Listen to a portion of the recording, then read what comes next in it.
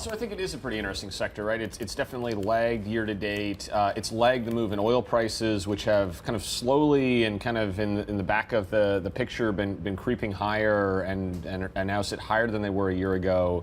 And I think this is also an interesting sector because of kind of the dynamics you mentioned, where several years ago it was spending aggressively on production, it's spending aggressively on CapEx. Obviously, a lot of those projects end up being uneconomic and cause large losses, but now the industry is in a very different part of the cycle where that spending is being rolled back, where some of those efficiencies are being found, and where the cash flow position is much more interesting. So the sector in Europe is one that my colleagues upgraded a couple of weeks ago to overweight.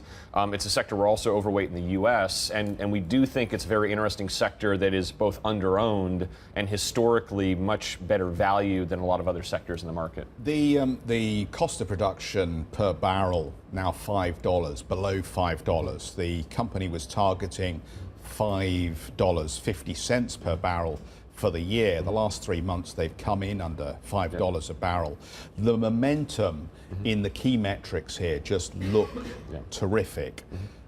Is there the potential for this to go pear-shaped early next year if the Russian presidential election outcome isn't as some expect, or we see a falling apart in the OPEC-Russia deal to extend through 2018? So there is, if I look at the production forecasts from my colleague Martin Ratz, who models these things out for us at Morgan Stanley, there is a difficult window kind of in the first quarter of next year where a lot of projects and a lot of production that's kind of being built out in 17 actually comes online, and you have a lot more supply hitting the market.